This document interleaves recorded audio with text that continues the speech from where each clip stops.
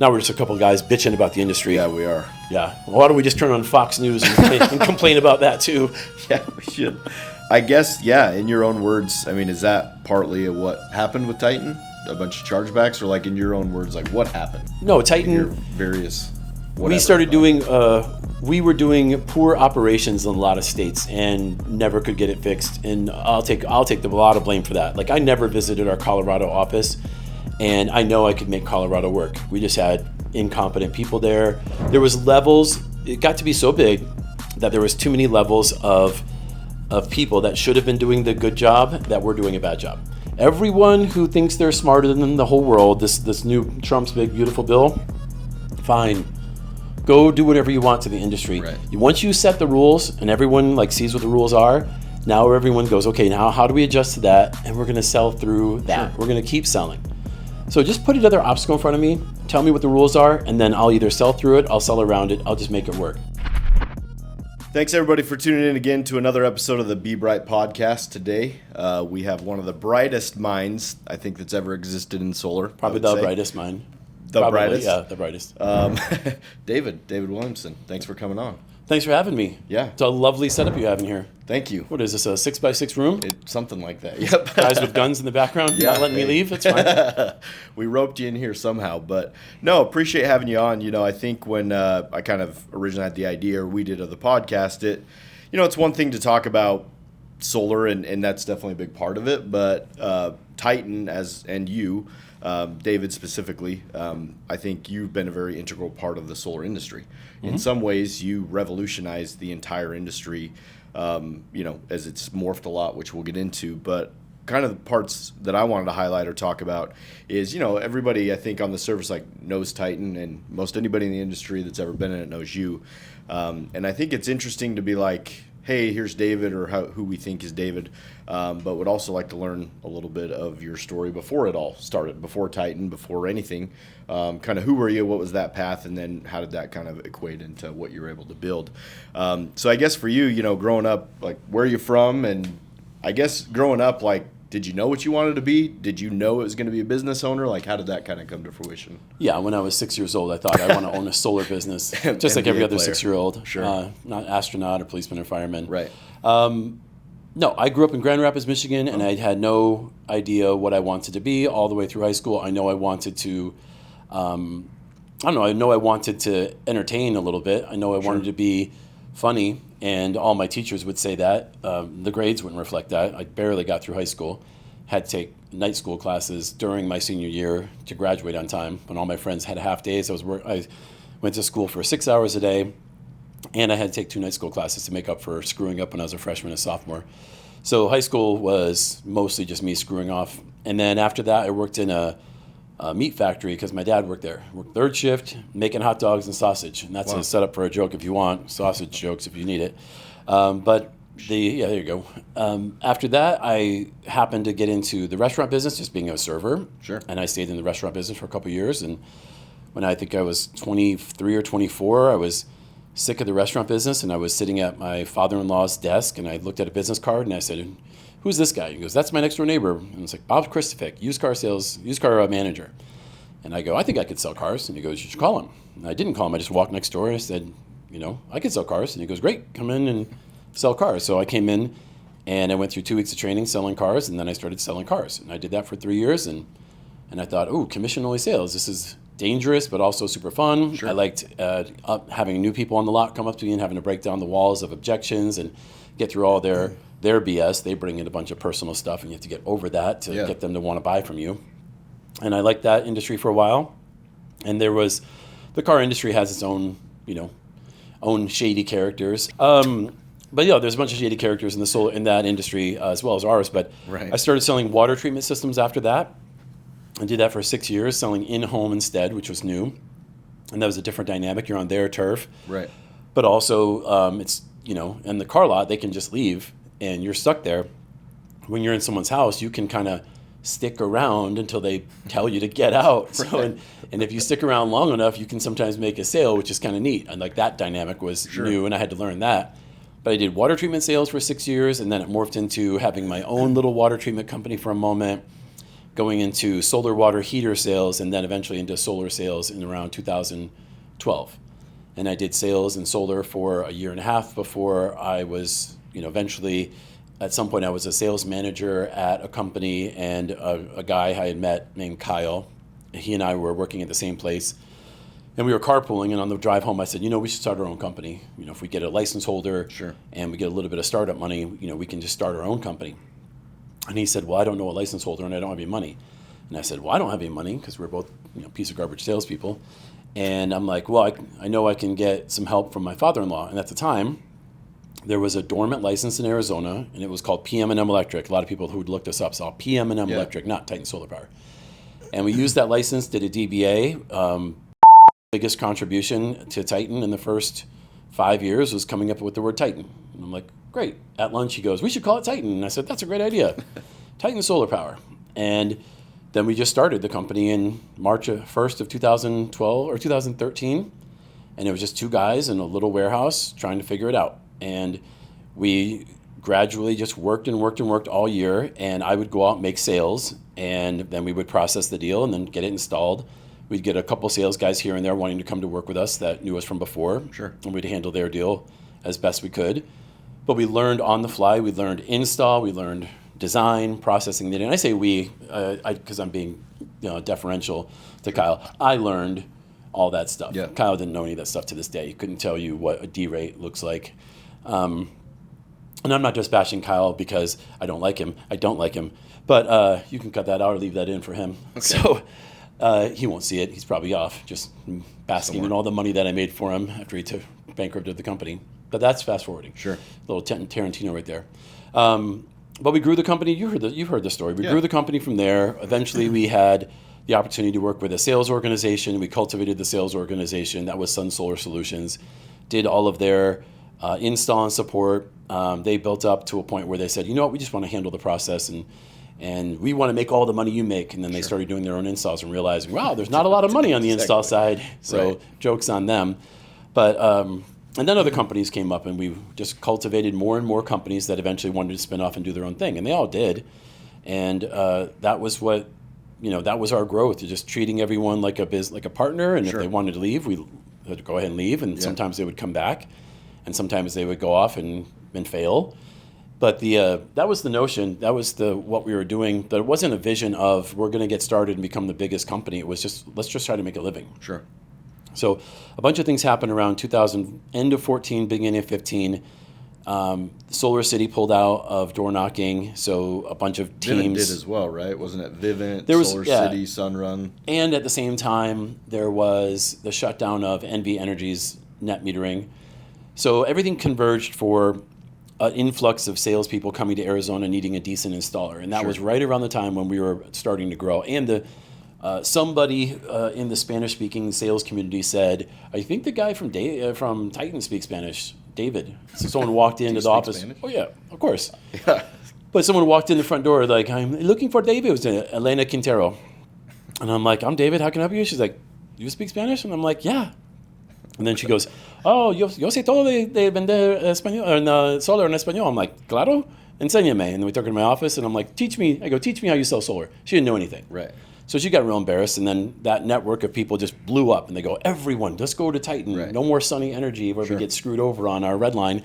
And they all came to us, and we had to make a Spanish contract. So we had all these things converging at the same time. So we went from 3 install crews to 5 to 7 to 10, all in the course of 3 months. We went from, we eventually had 38 install crews in one building in Arizona. And that was before the big building on Baseline that everyone has seen before. So I'm used to that. And then we got pulled into other markets going, hey, can you do it in New Mexico? I'm like, I think so. We had to go figure that out. Can you do it in Nevada? I think so. We just kept expanding into other markets and trying. And some markets we went to, and we never really figured it out that well because, and it'll sound like I'm bragging, it's because I wasn't there. Like if I could have lived in Florida, I could have figured out Florida, especially in Miami. My tried to do that in Florida, and he was a big steaming pile of shit. He was just the worst. And I don't talk to him to this day because he was so incredibly incompetent and lazy, and we gave him ownership of that portion of the company, and he just punted it every day he could. It takes a lot for for someone to run a business and treat it like an owner. And satellite people just never do. They never treat it the same way you do. So that's what happened. That got us to like the apex of Titan when we were doing the best. The best year was 1.9 billion in sales, which have cancels in there. So you take the cancels away. It was 1.5 billion, 1.4 billion in sales, 1 billion installed in 2021, and then the work in progress carried over to 22. And we had a great 2022 as well, but only halfway through the year, that's when they made a change. Sure. Are you still paying the electric company for power every single month? You're not only losing money, you're investing in someone else's future, not your own. Bright Home Energy has over 400 5-star reviews and over 100 5-star reviews on the BBB. That means real homeowners just like you are already making the switch with quality and peace of mind. We are the preferred solar installer for Solar Edge Technologies in Arizona. Not a title that was given, but a title that was earned through quality, structure, and peace of mind. As a NABCEP certified solar installer and an APS qualified technology installer, your solar installation with Bright Home Energy is not good, it's top tier. So the choice is yours. You can either keep paying your utility company every month, making them rich, or you can make the switch to solar and start investing in your future today. Yeah, a lot to unpack there. I mean, from that, so obviously you started in sales, essentially. And I started serving as well, and it's kind of interesting. I feel like that's where I sort of started to learn sales, was serving. Like, go up there, read the people, you're problem solving, you're trying to get them to like you. I guess from your sales, let's go pre-solar. On the car lot, I've actually never really thoroughly talked to somebody that sold cars before. Any crazy stories that stick out, or like there's plenty of great stories from the car industry. There's fun ones, there's crazy ones, but car sales is just getting someone to like you. You're still just selling yourself. They're on the lot because they are looking for a car, they want to buy a car. I sold used cars because it was just better. Someone goes into a new car lot, they're looking for, no one goes into the Chevy dealership looking for a Suburban and drives off in a Malibu. That's not typically. Now, some pompous car sales guy could say, I can sell anybody anything. Like, calm down. That's not normally what happens. On a used car lot, they come in and they're expecting, like, I might want a Tahoe, and then they might drive off in a car because they see the economics are better. So I just liked the notion of getting to know someone while you're walking the lot, and so much of it was saying yes to them. Like, the customer who, young couple walks in, they're looking at a car that I know has a $750 payment, and they're like, they go, so what's the budget you guys looking for? They're like, we don't know what car we're looking for. I'm like, all right, well, your payment, your budget. I'm like, yeah, around $250. I'm like, cool. And they're like, what about this car? I'm like, that Tahoe? Yeah, you can have that for $250 a month. They go, we can? I go, yeah, you got to make the payment 3 times a month, but it can be $250. And they're like, okay, that's free. And I'm like, yeah, you guys don't want that. It's way too much. And then we just keep walking around, eventually land on a rodeo. And just that whole notion of just asking questions and being open to the answer and saying yes to everything. Like the key, I think one of the keys to being a good salesperson is just agree. Let's say everything. The customer wants, hey, can I get that? Sure. And they go, I can? You go, yeah, but here's the circumstance. They go, well, no, I can't do that. They go, well, the answer is yes. Don't say no. Customer's like, hey, can I get this solar system? Will it offset all my power? They go, sure will. They go, really? The last guy said it was too small. Well, it is too small. You'd have to use a lot less power. But it can offset all your power. You just can't turn anything on anymore. Oh, so you want more panels? Yeah, I guess I want more panels. All right, cool. You can always say yes and then back it up. And usually it's fun. Usually it's a funny comment like that at the end. They go, yeah, you can do that if you want to be crazy. They go, I don't want to be crazy. Okay, then why don't we do the same thing? No, and that's interesting. So when you switched to solar, so you were doing solar hot water heaters. How did you get introduced to like rooftop residential solar from there? I was a solar water heater salesperson for a couple of companies, like Christian Brothers and Parker and Sons. And there was a big profit on those things because there was a big rebate along with a tax credit. And at some point, the supplier of the equipment for those companies, there's a whole subculture of water treatment to include water heating, solar water heating. That's just like EPC work. There's anonymous companies that will just do your water treatment stuff. You go and market it however you want, and then they'll do the install. Well, I was using a company like that called Ameriflow. Ameriflow said, I was talking to the general manager there one time, and he goes, you ever get into that PV, the solar PV stuff? And I go, what's that? He's like, the photovoltaic, the electric. And I go, no, I don't know anything about it. And he goes, well, there's a company called Arizona Solar Solutions that sells water treatment or water heaters. ASS? Yeah, ASS. The acronym is ASS. They changed to Premier. Okay. Oh, Premier. Oh, yeah. Right. And he goes, have you ever talked to them? I'm like, no. So he made an introduction to me and Keith Parker. Keith Parker was the guy starting their little program. And I went in on a Wednesday, met with him, and he's like, can you come in Friday? We're having our first training on this new leasing thing from SunCap. And I said, sure. So I came in, and that was my first day in the solar industry. That was the day I met Kyle. Kyle Bonhomme was the SunCap agent. Okay. I remember because after he did his presentation, he's wearing one of those button-up shirts, long sleeve button-up shirts, untucked, but like when you roll the cuff back, it's got a different print, like Cam from Modern Family. Sure. And I remember saying after the meeting, because I was watching him doing his presentation, first words I said to him, I go, hey, I'm David. And he goes, nice to meet you, Kyle. And I go, I like that shirt. And he goes, thanks, man. I go, they have men's clothes where they get that or no? Like, it's just so bad. And he's like, looks at me like, whoa, that's kind of a mean thing to say right away. I'm just kidding. I go, I'm just kidding. I just hate it. It's all. The shirts are awful. Choose your pattern. Sure. But that's how I got into it. I got good salespeople will be dragged around a lot of times. Here's an industry that drags a good salesperson into it. They work in that industry, they do well, and then they get kind of dragged into a new industry. Talented salespeople are always pulled into other industries by shining and like, look at this thing, you can make so much money over here. And they usually keep trading. Salespeople will trade up in sales career by higher ticket item or faster sales or bigger volume. Like someone will go from selling solar to go doing pest because they know they can get more yeses. Gotcha. And they're willing to do volume. Some people go from pest getting 5 yeses a day to 1 or 2 yeses a week with solar. Sure. Because they get fewer yeses, but they get a bigger commission. Right. So it depends on the personality of the rep, how they get pulled. And then how they perform in that industry is relative to their level of commitment of training, how educated they want to get, and of course, how easily they can create email addresses to sign for the customer. That's a fun one. Nobody's safe on this one. Love it. And so now transitioning over to starting your own thing. So you were sitting there with Kyle, carpooling on the way home. Yep. If you could go back to that time, I mean, was there this monumental moment that's like, I need to do this or I can do this better? Or what do you think was kind of that shift to go from like, hey, I'm good at sales, I've been doing this, to like, no, I want to take that leap to actual business ownership? It wasn't the whole leap of business ownership. It was more like just horrible people and running a bad operation, and they went out of their way to steal commission pipelines. They would have a sales rep, and they would manufacture a reason to not want to pay him his $6,000 and $10,000 at a time. And they would say, go tell Dino down in Tucson that we're not paying him out because we saw him wearing a polo shirt for another company. And I'm like, but he was working an event for another company, another sales company. They're like, right, he works for us. I'm like, no, he's an independent contractor. He can do whatever he wants. Right. No, go tell him. And so after 3 times in a row, I think Sean, Vince, and Dino, Kyle and I had to tell them they weren't getting their commission. And I'm like, I'm not doing this anymore. Right. They're going to ruin my reputation. Sure. So that compiled with everything just poor, and their office people were underpaid and angry all the time. Just the most bitter, horrible ladies in the office. Like, everything was awful about that place, except for Carl. Carl was great. But shout out Carl. Shout out to Carl. Yeah, you guys know Carl, don't you? I know. Carl was great.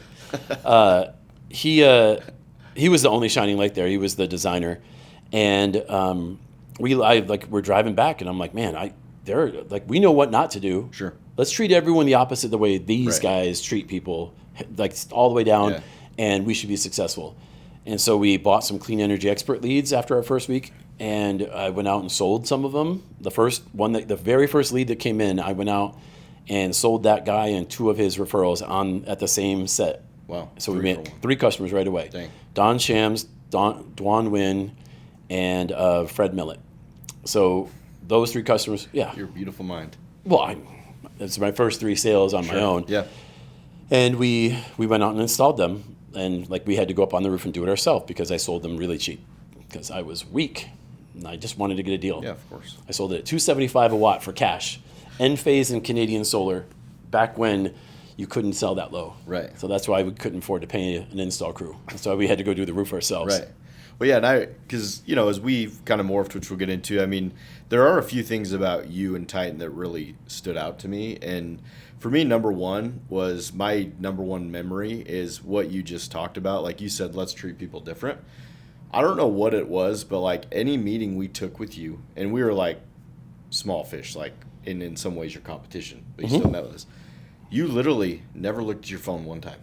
Like we'd have a meeting for an hour and a half, and your phone would be sitting there face down, never even once look at it. Face down right now. And yeah, and it's crazy, like that stuck with me. I'm like, this guy is freaking present. With somebody that like you couldn't really benefit much from, it was just more like you're taking the meeting to take the meeting, but like that stood out. And something that is carried with me, and I know Matt and Nate and I just from this time on, and that was really the difference is like we would walk in there and you just felt different. Like the place felt different because, that's kind of the crazy thing with solar, which you've experienced, if not more than anybody, just as much, is like solar brings some of the very best people to it, and it's brought some of the very worst. And we, could go on and on about that, but I think you're right. Like that's what we kind of talked about is like the sort of the fundamentals of like treating people right, remembering them. Like you always remembered our names. Like anytime I've ever texted you, it's not like we're that close. You're like, oh yeah, hey, how you doing? Hey, Taylor's calling me. Yeah, close enough.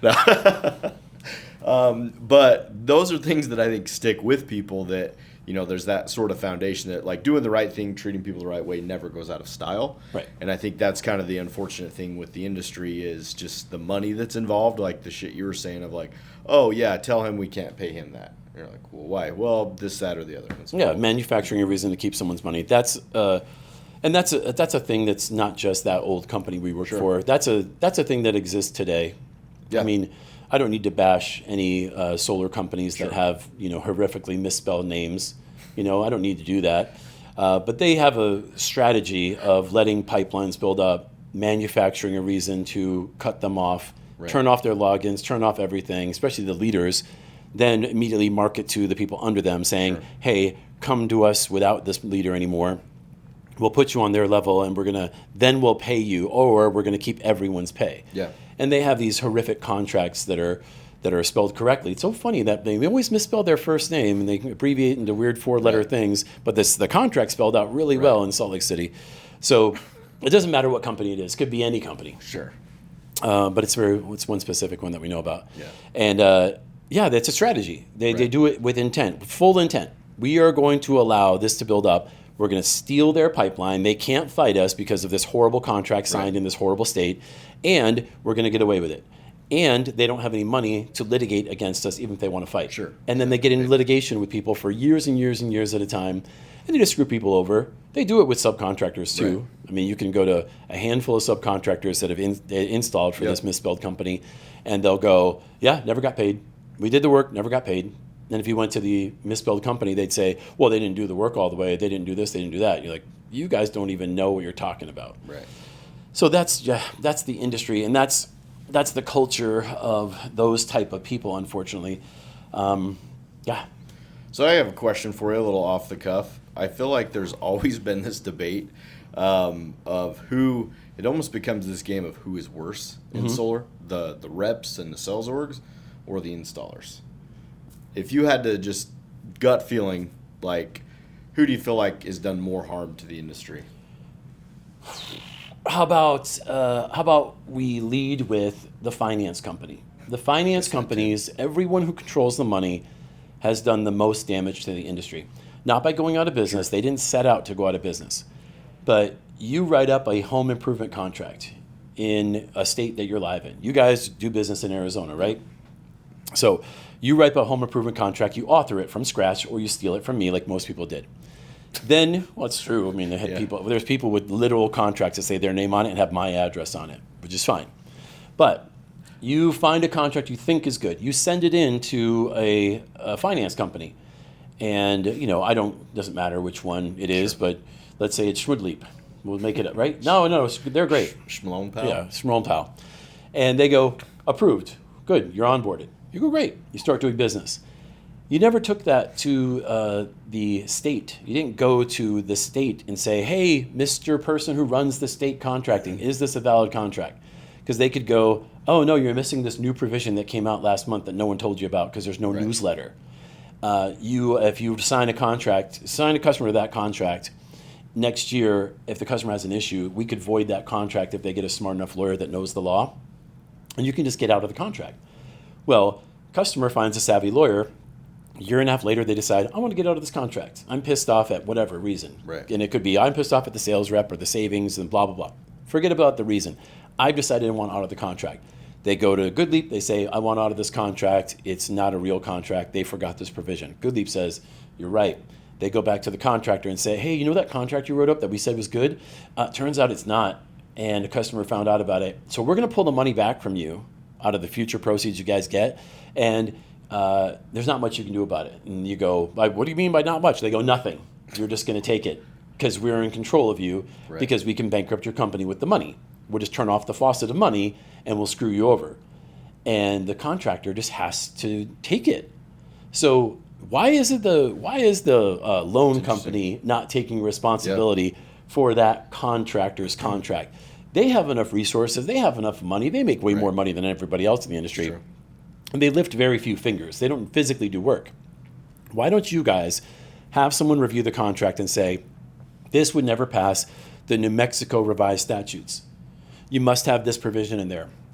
I bet you there's a deal being done today in Texas. In this podcast that 7 people are watching, someone is writing up a deal in Texas from TriSmart, from Greenlight, from Icon. Doesn't matter the installer.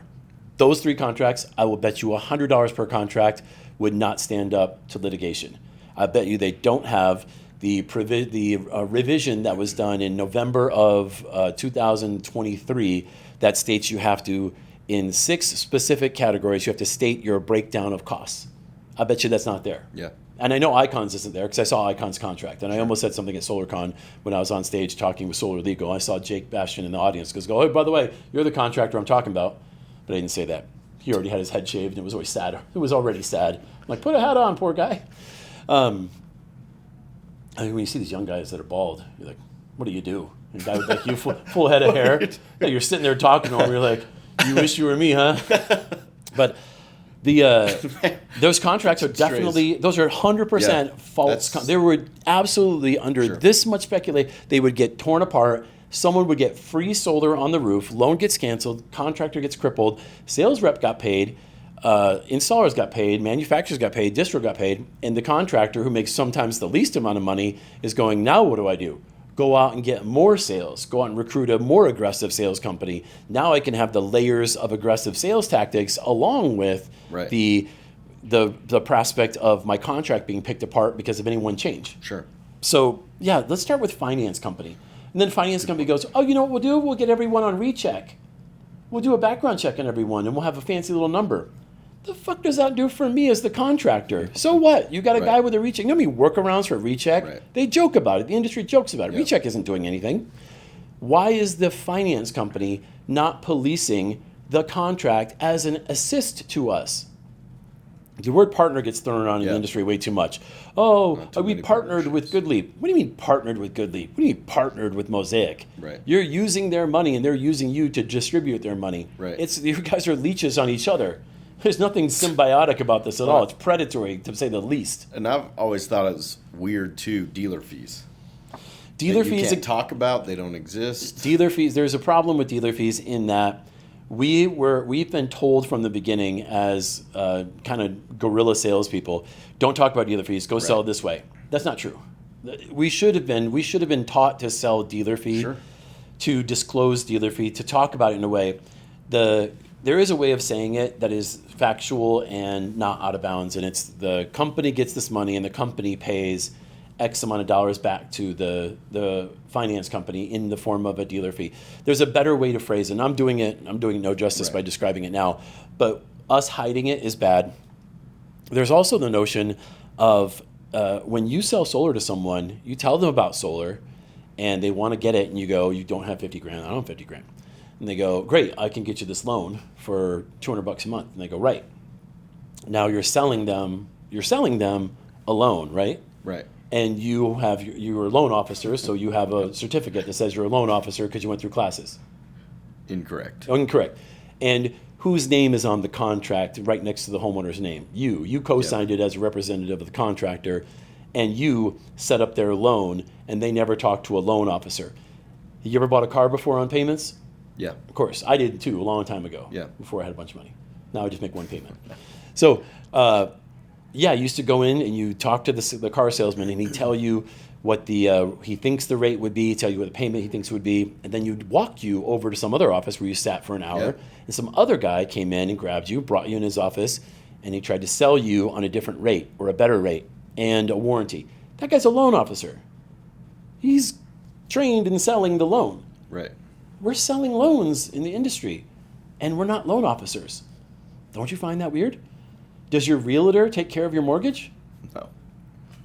What product do you get a long-term loan on and not talk to a loan officer? None. None. Except solar. Except solar. And you've got some 23-year-old who got an iPad and a solo account, and he's signing you up to a 25-year loan. That's not problematic? Okay. Like a lot of problems. So let's start with salespeople, for the most part, do not just sign people up to fake accounts so they can get money. Has there ever been someone to do something fraudulent by creating a fake account, to send somebody up, to lie on the phone number, slam the deal into the installer so they can get an M1, then run to Mexico? There's been people, honest salespeople, that have created an email account for a customer because the customer was 70 and hasn't created an email account in a really long time because their kid isn't there to help them, and 70 isn't that old. And they go, I would want a separate email account for this. Oh, you can go to Gmail. You can? Let me show you. They create the Gmail account. The customer wants the system, knows the tax rate, knows everything. And that rep is now booted off of all platforms via recheck because they helped a customer create an email address because they wanted the help. That is like helping an old lady cross the road, and you get arrested for jaywalking, and she keeps walking down the street. The fuck is going on? That's insane. Yeah. Like, we're not out just creating email addresses and signing for the customer on their behalf. We're helping them create an email address because they want a separate account to track it in this way. And then we bust everyone that are honest. Right. So the industry has a lot of problems, but there is a lack of common sense when it comes to the industry. Common sense says, look, who controls the money? You guys control the industry. Great. Leasing, the reason why TPO is great is because they won't allow us to oversell right now. They have caps. Right. Say, look, you can't sell that high. Dope, I don't want to sell that high. Or I don't want my rep selling that high. Of course. And then there's certain markets where the EPC table goes so high that the rep can still make $2 a watt. And you're like, oh crap, now they're making $2 a watt, but it's within savings parameters. So now what do we do? Now the customer's not getting a good deal. Well, who are we to say what the rep should or could make depending on the circumstance of the state they're in? Right. I mean, go back to car sales. I love this analogy. You go to a car dealership and someone buys the car, and the salesman makes a $5,000 gross. They get a percentage of that. What are we supposed to do? Go to the industry and say, that's not fair. You can't charge $5,000 more than they could have gotten if they negotiated better. If that customer was more educated, they'd get a $5,000 off deal. Right. And you go, well, yeah, but I wanted to sell it and try to make money. No, that's not fair. Why are we doing that in the solar industry? Who's telling me? Why should someone tell me how much money I can or can't make? Right. Where's my value? I sell that deal, and I make $1.50 a watt, which is a lot of money. On 10,000 watt system, I'm making $15,000. It's a ton of money, right? Well, it's not just going to me. There's probably advertising costs. There's expense for the website, the email addresses, the downline of people that help create that deal, the setter, the closer, all that stuff. So the sales org isn't making literally all that money. Right. Are there reps that make all that money? Yeah, because they're doing all that work. They're paying for 5 roles because they're just doing it by themselves. And the circumstance allows them to make that money. The customer is not getting ripped off in that moment if they're in a TPO product within the parameters of the TPO product. Right. Could they have gotten a better deal? Yeah. So what? What are we doing? The pricing police are all over the industry, but not every industry. People can make money at other places. Right. I don't understand why we have to get so concerned with how much people make. As long as it's relatively fair, fine. Right. Yeah, I agree. And I don't know if you're in the Solar Pros Facebook groups or whatever, but that's kind of a Oh, I see scary those. place to Yeah, I go to those every once in a while Yeah, to see of if someone's course. talking shit about me. Yeah. Yeah. It's a lot less these days because I'm pretty I'm keeping it low profile. My new company isn't doing much, so I'm keeping it quiet. I like to. Sometimes I'm just like, man, if you would spend half as much time working as you did in this damn group, you'd probably be rich. It's a network. for It's a some of those networking people, group. People for sure. post stuff to get attention and then Right. want to talk to each other and they say, "Hey, come sell with me. You come sell Right. with me. Let's partner up."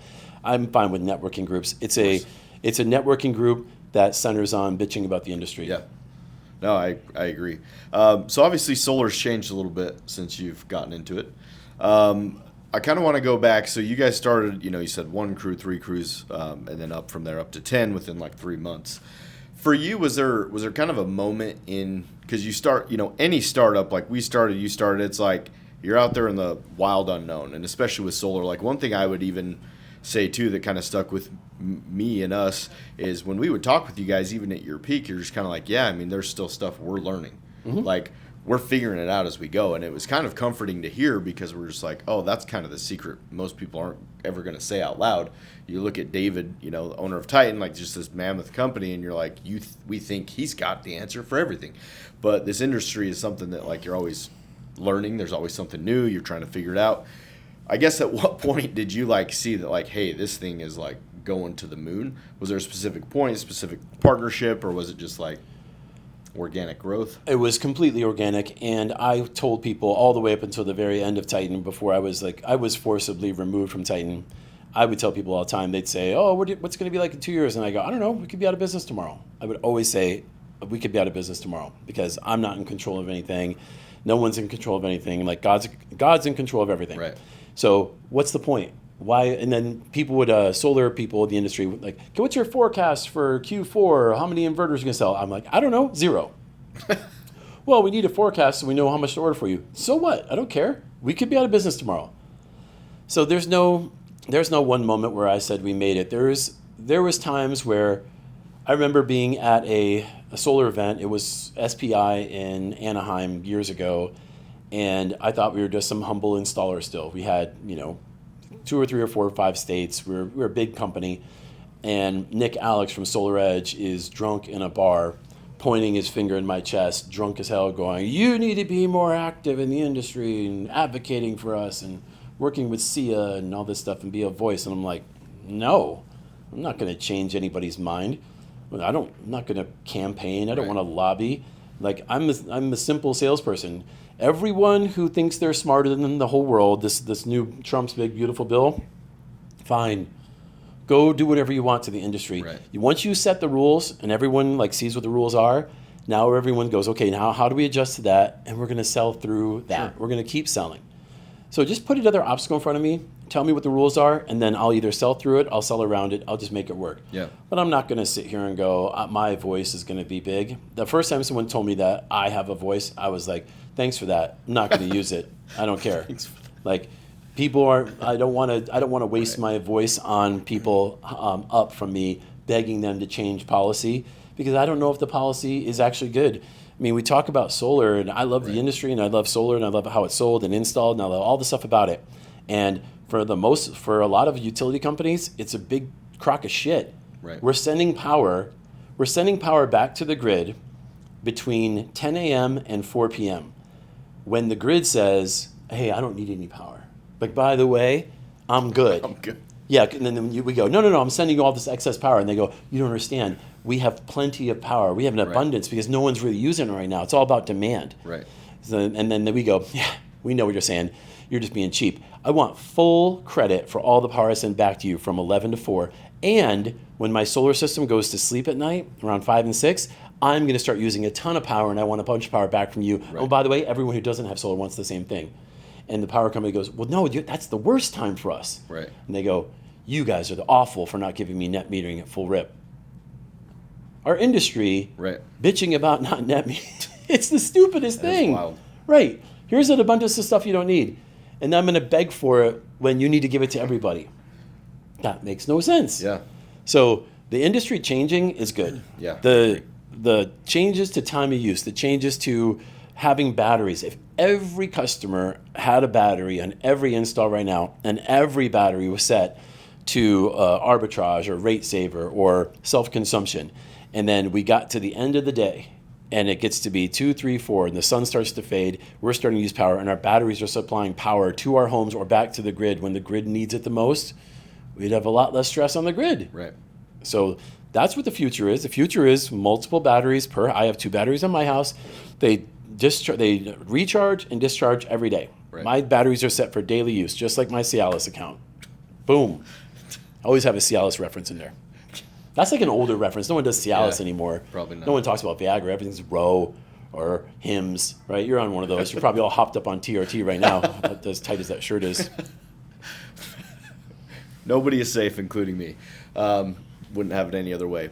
Yeah, and that's a great segment, I guess, change of topics into the solar industry now. Because, I kind of liken the solar industry when I explain it is, I think one of the most monumental times that happened, at least in Arizona, was what you referenced earlier where, hey, Solar City pulled out, Vivint pulled out, and I think obviously you guys were that company that was the mainstay for Arizona, and you were able to build a reputation and do quality work, and then I think you really revolutionized the way an EPC is gone. I mean, I guess is that how do you consider so you look back and you say, we did. I take credit for literally everything. Okay, I do that all day long. Sure. I swear I sound like a piece of shit, and I'm doing it half as a joke, but also there's another. I drove here, and I was on the phone with my son who works at my new company, and I was talking to him about some of our project managers, and he said something about his friend Ryan now is a VP of ops at some company in Texas. And I'm like, oh, that's cool.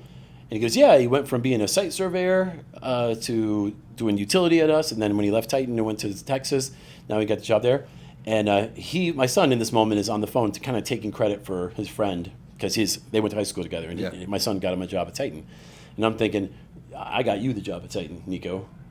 Everything, if I go backwards from most people, their history ties all the way back to something that we started. Every installer that runs out a truck and trailer and has the same setup in the trailer, where do you think it comes from? We did that. Yeah. Anybody who uses a certain roof attachment, anybody who uses a S-tile roof hook where there's 4 eyelets instead of just the 3, I did that. I personally did that. I said, why can't you guys make this wider? The truss sometimes goes outside of this. And they go, oh, yeah, widen it. Everyone uses that to this day. That was 10 years ago.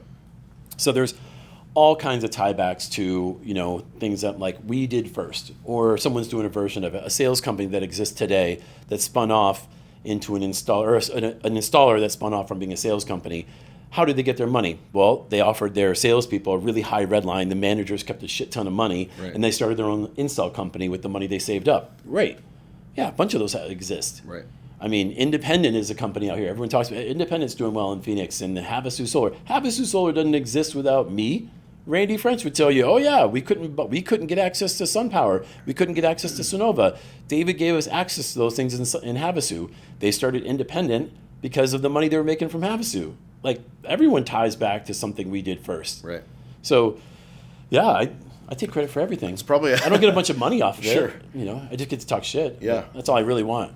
Hey, gotta have that. And it's probably an interesting place to be from your standpoint because, a lot of everything you guys did was very innovative. I think what happened was, and this is just my perception, solar was just an industry of mainly just contractors. You talk about some of the, the ASS that you worked for, they're electrical contractors. Solar was kind of a new thing, and I think most of the EPCs I originally had any exposure to were all kind of older people that had an electrical construction background, but they didn't understand sales whatsoever. They didn't understand sales culture, especially the solar sales culture. Yeah. It is a lot of bro culture, and it's okay that it is that way. They didn't understand that. And the companies that started, that used to be sales companies that became good contractors with that same culture, they do well.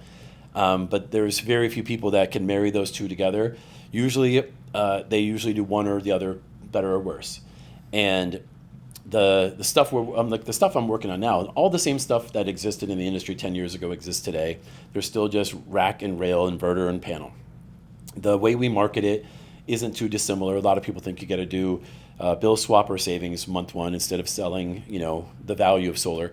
But I'm still preaching the same thing, which is salespeople, do you know the thing you're selling? Do you know what you're selling? Do you know how big the panel is? Do you know how much it weighs?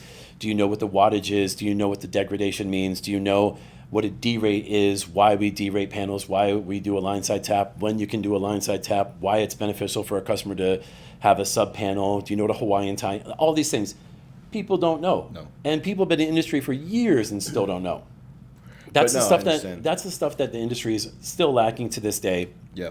So in that respect, nothing's changed. People are still using quoting software that is unreliable. I don't care if you're using Aurora, Arealytic, Solo, Sonobi, any of these things. Doesn't matter what it is. All of them unreliable. Right. All of them fake. All of them wrong. And all of them prone to user error. And all of the rates, pre-solar, post-solar rates, still jacked up. Yeah.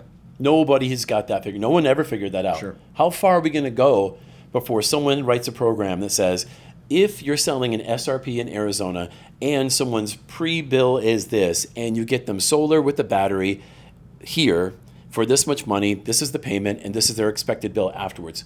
That still does not exist. It's still, Mr. Customer, if you use power in this way, blah, blah, blah, blah, blah. No one has perfected that for the industry. Right. Like people like Sun Solar Solutions, Val probably has a perfect quoting system for APS, and probably he believes a perfect quoting system for SRP and maybe even NBE. But where is it universally? Where is it for every municipality, every utility throughout the whole nation? No one's trying. No one wants to do it. I mean, why do you think that is? Lack of desire, lack of ability, lack of funding. There's a reason why someone hasn't said every single market will figure this out. Which way the panels face, what the rate plan is pre and post, what the best rate plan should be. We should be able to make it, the software should exist that we can plug in anyone's house and anyone's usage at when they use power and come up with a number post solar. And half the customers in the whole world that get solar would be like, I don't care if it costs a little more, I want solar. Yeah. Most people think solar is cool on the house. Like, no one needs granite countertops. They just like them. Right. Right? You can put a pot on Formica and it's so fine. It's just fine. Sure. It holds it up the same way. People want solar. It's just we have not done enough to make it palatable for everybody. We still are selling based on a bunch of assumptions and whims and the tree height and, right. LiDAR and all the other crap. So everyone's still just trying their best, but perfection is not there yet. And product knowledge and understanding how the product works relative to the utility bill, having that knowledge at least is the basics it would be the basis for not getting in trouble. Right. I go to someone's house and I want to sell them an 8 kilowatt system in Connecticut. And I go, this 20 panel system at 400 watts per panel is an 8 kilowatt system. They go, great. It makes around 8,500 kilowatt hours a year based on the production I've gotten off this program. They go, cool. And I go, if you want to buy it, it costs $200 a month. And if I just stop talking right there, everything I said is true. Right. What's my utility bill going to be before and after? Folks, I'm not here to talk about that. I'm selling you a product that does a thing. Imagine going to a gym. You sign up for a gym membership. They tell you for this much money a month, you get all these features. They go, great. How much do I weigh now? How much will I weigh afterwards? How am I supposed to know? How often are you going to come here? What are you going to eat? Do you drink?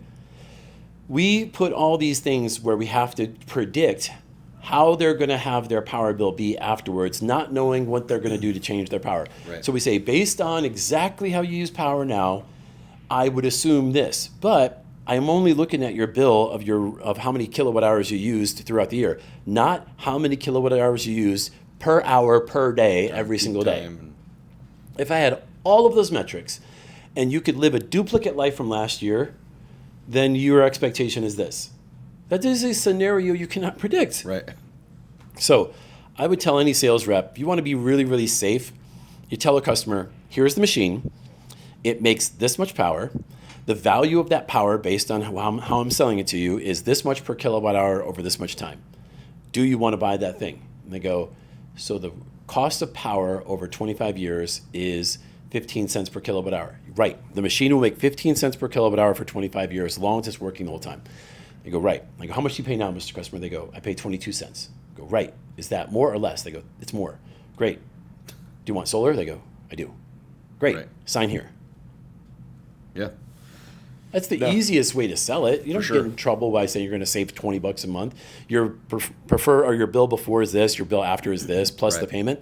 That's too much. You can't predict it. No, it is. I think, simple is better. And that's one thing I think with solar that is going to shift after all these changes take place, or have to, is solar was, when it was presented to me, like, you want to come sell solar because you're saving people money. Right. Like that's the whole thing that it was on, is product somebody already has. It's different. It comes to them differently, but you're saving money. And now with just the environment and different things with, interest rates, all that sort of stuff, like selling on savings is a little prehistoric. And I think to your point, it's like it's selling on you savings. Don't have to. Selling on savings is not something you don't have to. Right. That's the problem. Sales reps think you have to sell on savings. Weak salespeople think that. Oh, you must sell a savings. No, you don't. There's not another product we sell like that. We don't sell a tangible physical product based on savings. Everyone would be driving an electric car based on gas savings if all we did was sell on savings. You're going to save money on gas, buy electric. There'd be only electric cars. Right. There'd be only Priuses. There would never be a gas guzzling car.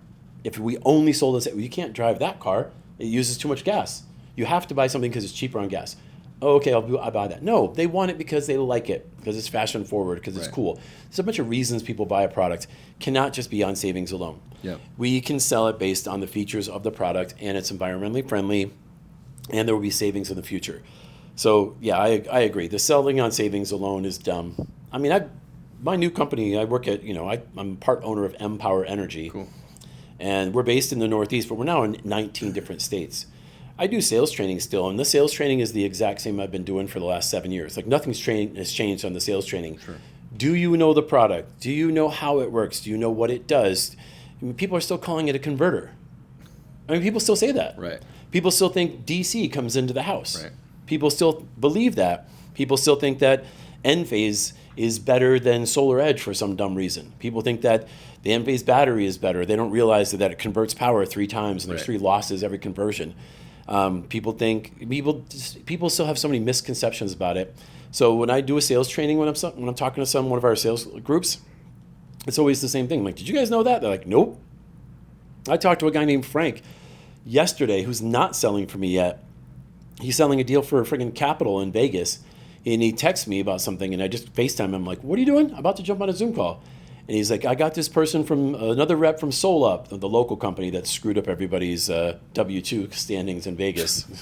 If everyone wants to hate somebody, hate SolUp in Vegas. SolUp. But he's like, yeah, I'm competing with this guy. And they said they've got some 385-watt panel that's going to make more power than normal. And I go, that's BS. I go, here, go to PV Watts. Show them what PV Watts is. Never been to it before. Show them, put in a 17 kW. Look at this. I go, that website is not saying, there's not a big asterisk that says, unless it's 385 watt panels from SolUp that produce more. I go, DC watts are DC watts. Right.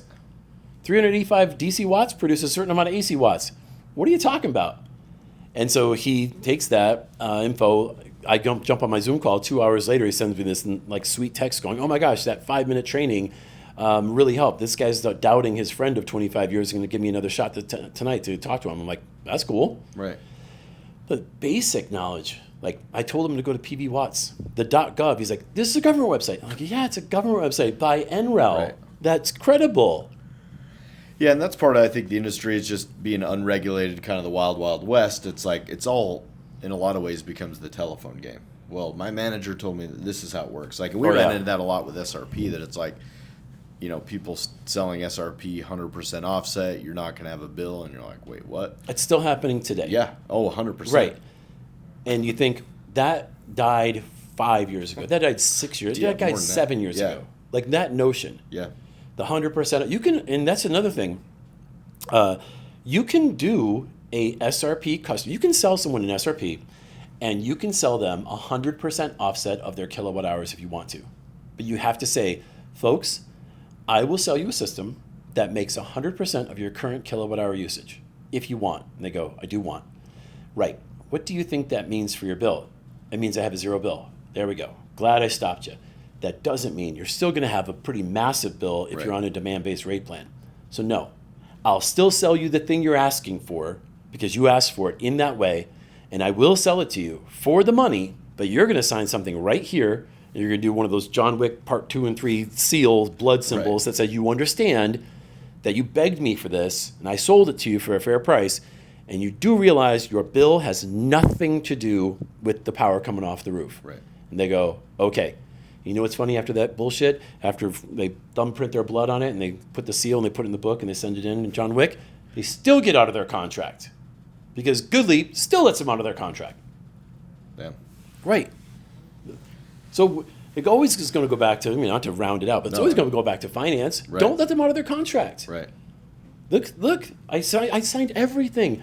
I did all these disclaimers. I did a welcome call. Everyone can get out of their contract if finance lets them out. They still do. What are they doing that for? Right?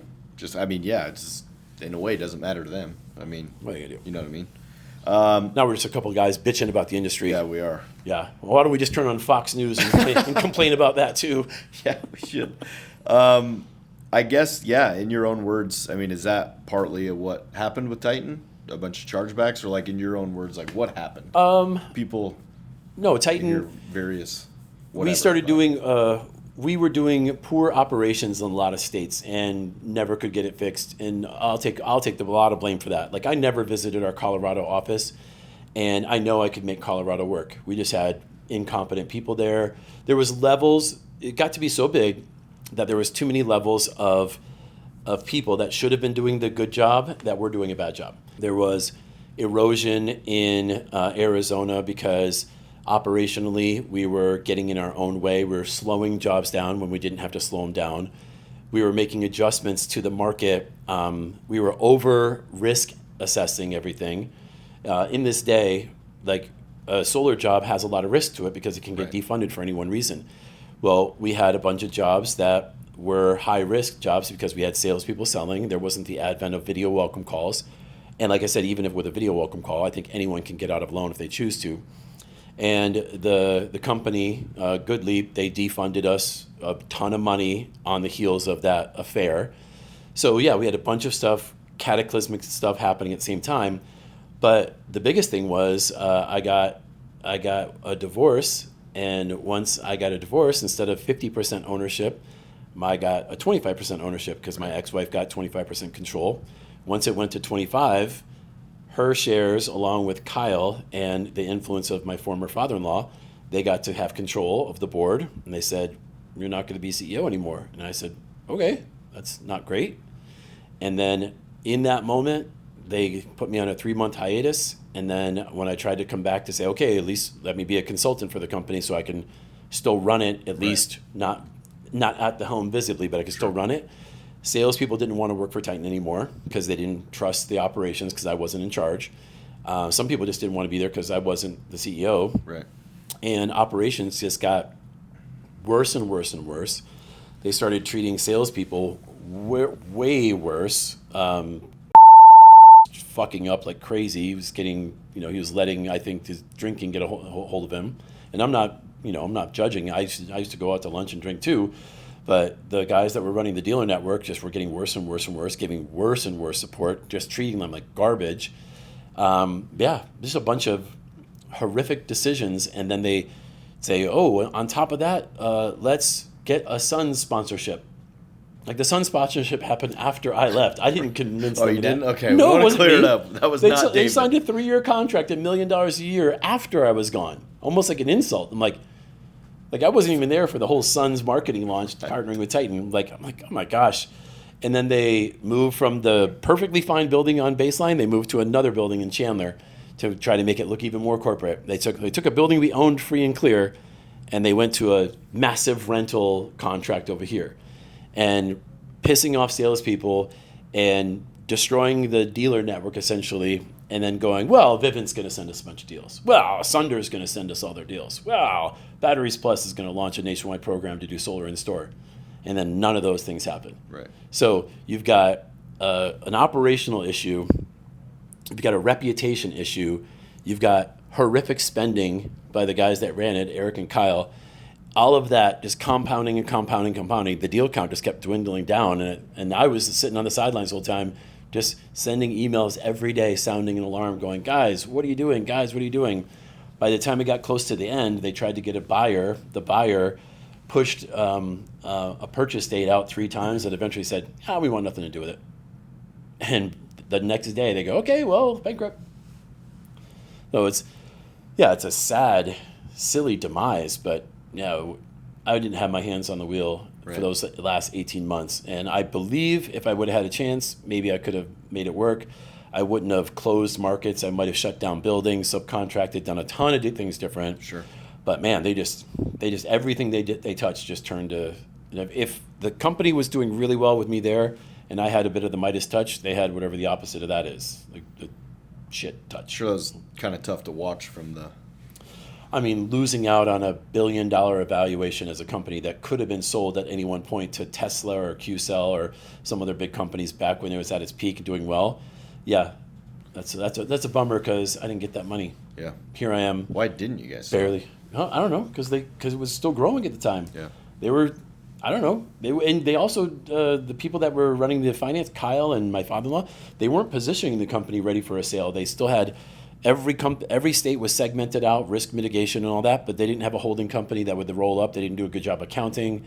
All the stuff that I did that I wasn't in charge of was done poorly. Like inventory was done poorly. I wasn't in charge of that. Like I couldn't literally do everything. Yeah. And again, I know I sound like a piece of shit when I say all this stuff, but what do I got to lose? The company's already dead.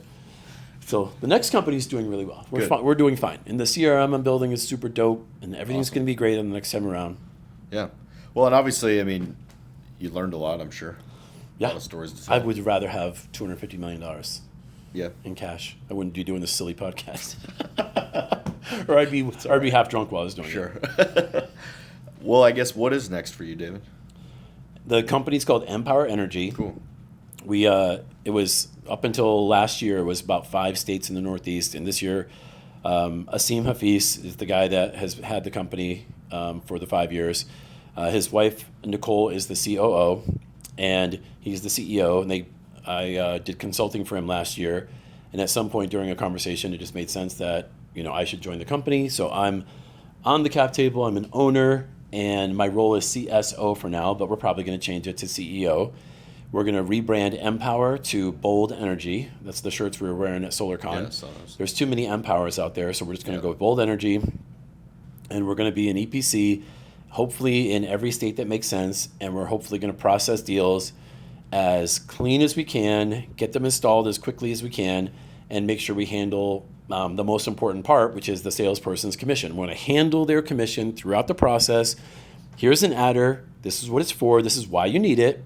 Here's the commission. Do you want us to stop the deal and go re-sign it? You want to keep going? Keep going. Great. I want to protect the salesperson's hard work, which is their money, their commission, and I want to process the deal as effectively as possible, and I'm not going to break any. We're still not going to do installs without permit, none of that crap. Right. Titan never did any of that, so we're still going to live by the letter of the law as it relates to contracting, and we're going to try to become the best solar installer in the nation, where anybody can come and say, "Look, I want to run my deals to you guys because I don't want 7 different EPCs with 12 different platforms and all this stuff. I want one thing I can quote through, one place to manage my project." The CRM that we built, it's been going on. It's a work in progress right now. Right now it's called Spark, and that's the old name of it. But if I showed it to you today, you'd be like, "Can I have a login? Can I use this?" I'm going to name it everything. And whenever a sales rep calls up and goes, "Hey, do you know what's going on with the permit on Jane Smith?" I'm going to go, "Did you check everything?" He's going to log in and he goes, "Yep, I can see permit submitted 2 weeks ago, expected turnaround time 28 days. My bad." I'm going to go, "Cool. You want to talk about something else?" "Nope, sorry." Everything will be there. Commission calculator, hierarchy, every single thing is in the CRM. And if anyone has a criticism for it, I'll be like, "What would you want?" They go, "I wish it could do this." I'm going to go, "Great, I'm going to code for that." Yeah. And I'm literally changing it every single day. In fact, I'm actually causing chaos within my own company because I'm changing it daily, and I'm not remembering to inform the ops team, "Hey, I changed this, by the way. So no longer click that for this, and that'll do that." And they're like, everyone. So I'm almost slowing down jobs because everyone's having to get used to the whims that I'm doing because I'm changing them now and forgetting to tell everybody. I'm thinking, oh, it's so intuitive. Of course, they'll click submitted instead of ready for submit. So the CRM is super dope as it is right now, but it's going to be the best CRM in the industry, and it will be able to do roofing. It'll be able to do solar. I'll have it set up for anything that somebody wants to do. I'll have different sections for it. Install side, like I said, it's going to be called Bold Energy. 19 states, including yours. So we want to watch out. I hope those cars aren't paid for. You might want to give them back to the dealership. I hope they are paid for, actually, that we can sell them that way. Yeah, I'd start selling off fleets right now and maybe move into a smaller building. I don't know if you can afford this guy. I don't know. One other thing in my mind, too, that I think was one of my best memories of David. How many solar companies have you named? And can you rattle off some of the best ones? I don't know how many I've named. I would spit them out so quickly. I remember Dominic Schur, he was a Solar City guy, and he wanted to call his company name something ridiculous, had Titan in it. And I'm like, dude, why would you do that? Like, your last name is Schur, and you're an old guy. And he goes, what's that mean? And I go, like, old white guys say stuff like, surefire. That's a surefire way to... I go, call yourself Surefire Solar. Call themselves Surefire Solar. Then there's animal ones, right? Like Cheetah. Yeah, Cheetah Solar was great. They wanted to be called 358 Solar, and Andy Hansen told me about that. And I go, why 358? He goes, because I'm big into numerology. And I go, yeah, man, no one else is. I'm not into numerology. Right. I go, my favorite number right now is 1. What a terrible name. That's so dumb. And he goes, what would you do? And I said, I would do Cheetah Solar. And he goes, why? And I go, because I offered it to someone else and he didn't like it. I go, you can say that we'll never cheat you, that we do fast installs. And they came up with the phrase, run with the sun. Yeah. And their logo, everything, like, yeah. That's kind of cool. That was cool. So, yeah, I have no problem naming, like, Bold Energy. Yeah, like, cool. I came up with that. Yeah. And I've named my own company. I love Bold Energy. Like, that's exactly what the industry needs. We need some bold energy to say, no, we're not going to take that shitty deal. You can go back and get that re-signed the right way. Right. Like, being bold, that's great. So, what's another one I named? Oh, I just took 2 or 3 good ones, but those are the ones that pop into my head right away. Oh, when Ammon tried to get into solar, he went with Purple Foot. I said, do something ridiculous, like Purple Foot. he couldn't make it work, though. He's not a very good salesperson. Any regrets? Even a single letter? Regrets? No, it's my credo. No regrets. Yeah, I mean, I have plenty of regrets. Yeah. I mean, I regret, eating leftover Chinese food last night. There's regrets are easy to name off. They exist everywhere. I don't regret. I wouldn't go back and change any one single thing. How's that? I regret a lot of stuff. I regret a lot of things I said and did and it doesn't mean I wish we were still in business or I wish I had the same format. No, I don't. I don't look back as regret on that. I wish I could have been nicer to certain people and maybe not as trusting to other people. But no, I don't regret anything. I get to be here hanging out with you guys. I'm having fun, and I like the new company. I like where I'm at. I like the people. I know I'm providing value, and I'm getting a lot out of life. So, no, I don't regret anything like that. Not deep regret. Right. What, it's an interesting question that kind of popped into my mind. Like, what motivates you now? I mean, I think, when you start a business, it's like money, it's like prestige, like you want people to know us, we want to be the biggest and best, and you've kind of been there, done that. Like, what keeps you going now? What keeps me going now is the same thing that was before. Like, I want more. When Titan was growing, before we moved out of our second building, I had to do an interview with somebody from some magazine or whatever, and it was a long interview, and it was kind of boring answers and boring questions, and someone said, what's the motivation? It was like that.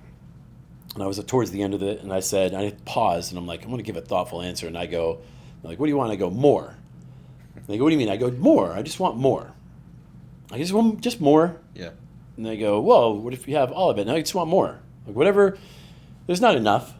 It's a bit of a Jordan mentality. Michael Jordan just wanted more wins. He just wanted to keep more, just more. I just want to keep winning. I would just like more. Like, oh, you guys did this many sales last week. I'd like to do more. No, that's all. Yeah. Just more. And it's not more. It's not more money. It's not more cars. It's not more houses.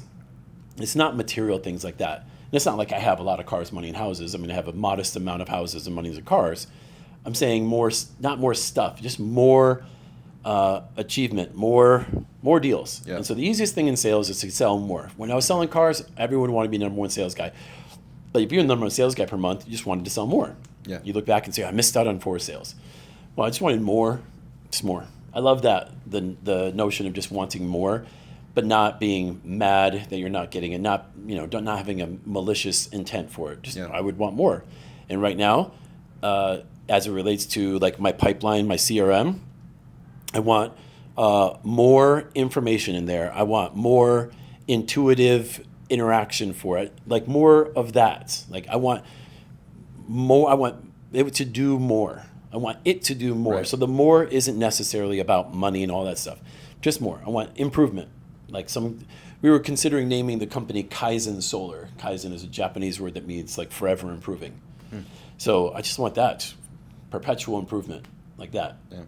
But obviously not relative to fitness because I'm a big fat turd right now. No, that's awesome. Just want more. If you were able to be a superhero, who would it be and why is it Thanos? It's not Thanos. Oh, okay. Thanos isn't a superhero; he's a supervillain. But supervillain. you know why I had a picture of Thanos in my office the whole time, right? No. I told everybody the reason why Thanos was a character that spoke to me was number one. It wasn't because he was an environmentalist and wanted to wipe out half the population because of overhaul. That's good. That was the reason why he was an environmentalist. Yeah. It just happens to go with solar. There was the scene. It's an end of credit scene at the end of Avengers 1, I think, or is it the end of Ultron? I can't remember. Where he puts the end credit scene. He puts his hand into the Infinity Gauntlet, and he says, "Fine, I'll do it myself." Like, I don't know if you know that scene. I've watched it, but Well, that scene spoke to me one day, and I'm like, yeah, that's how I feel about it. Like, I'm gonna teach someone how to do something, and I think I'm a great teacher. I think I explain things really well. Sure. And again, it goes back to my egotistical nature, like I'm so good. But I think I can explain something. There's a really hard card game called Euchre, and I can explain Euchre to any moron, and they can get it. And it's a really hard card game to get, but I think I can get through to them. So I have this notion, I think I can teach someone how to do something. So when I teach someone how to do something, and I set up the software, and I set up the SOP, and I'm like, this is the way to do it, and they just can't do it, they don't do it, fine, I'll just do it myself. And then I would go down and I would do it myself, and I go, see, I did it. And they go, okay, fine, now I'll do it. Right, you do it, because if you're not going to do it, I'll do it, and I'll find someone else who's willing to do it, Right. who either has the capacity or can follow the direction. Like, I just have, I'm like, fine, I'll just do it myself. So I like that. I just like that. Yeah, okay, fine. Yeah. You're not going to do it? I'll do it myself. I came across a job the other day, wasn't submitted for funding when it should have been submitted for funding, and the person whose job it is to submit for funding was delaying the project because of something they thought they had to delay for. And I'm like, you don't have to delay for that. Who told you that? Someone said one time this thing, if this, then I'm like, no, that's not, none of that's true. Right. And I'm like, you know what? I'll just do it myself. I know how to push a button. I know how to put documents here and push a button. But you're holding back $66,000 from the company that it Right. could use because you're not doing it. I'll just do it myself. Right. But you got to understand, I'll just do it for every job because I know it's a 5-minute task. Now you don't have to do it anymore. And they go, well, then what do I do? I don't know. You won't be here. You'll be working somewhere else. Right. And I will forget your name that fast. Do your job. And they go, oh, okay, sorry. Like, that's the people have stories about working at Titan about how David yelled at them. You interview every person that ever worked at Titan, and you're going to get a weird number of people that said, oh, yeah, he yelled at me one time. And then if I sat them down and I go, did I yell at you? They go, oh, you didn't yell at me. You explained it to me, and I felt really stupid afterwards. And I go, right, I didn't yell at you. You yelled at yourself in the mirror, and you felt stupid afterwards because I explained it to you in a really easy way. And you're like, damn, I shouldn't have screwed that up. And I agree with you. You shouldn't have screwed that up. It's really easy. Sure. We put everything in front of you to succeed, and you still screwed up. So that's the whole Thanos thing. Awesome. There. I always wondered. Got it straight from the source. Yeah. Don't have to get it from anybody else. Well, cool. Well, yeah, I appreciate you taking the time. I mean, I think from our perspective, we always look back. You, Titan, with fond memories. I mean, in a lot of ways, you guys helped us become a viable business, through the Schmooch Leap portal and stuff. And that's a thing that exists today, where people do Yeah. integrated partnerships. We never labeled it integrated partnership, but that was it helped both companies, Yep. and it didn't have to, even though we were competitors in the market, there's enough roofs for everybody, and that still exists today, where I'm looking to do the same thing right now. If I go into a market and I have preferred pricing on something, and there's a smaller contractor and they need help, I'm like, look, come to me. Let's work out an integrated partner program where you can buy equipment from me at a discount. You can use my financing. I'll have to be responsible for your construction in some level, because I'm the main contractor and you're essentially the sub. But I'm still looking to do that today. I like the notion of building up other people, because there's enough roofs for everybody. Right. Yeah, and we did pay you everything that we would send you guys invoices, but it's Yeah, there was never an accounting. We never had an accounting issue with anybody like that. Yeah, it was fine. Yep. I guess last, if you were to kind of put a bow on it, other than the more, which I think is it's obviously a mindset you have to have as a business owner. It's like you stop growing and you stop moving forward, like you start dying. How do you want to be remembered? Like in the solar industry, out of the solar industry, somebody says, David, I knew that guy. I don't know. I don't know if I care to be remembered. I just want to have everyone understand that I only get upset when someone doesn't throw me the respect that I think that anybody who did what I did should deserve. Okay. Just throw me the respect. Sure. You know what? You have a job. We trace back the lineage. You know what? Throw me a little bit of respect. Yeah. I see former people that worked at Titan at events, and they walk by without throwing a head nod or coming over and saying hi, and I'm like, you got a lot of nerve.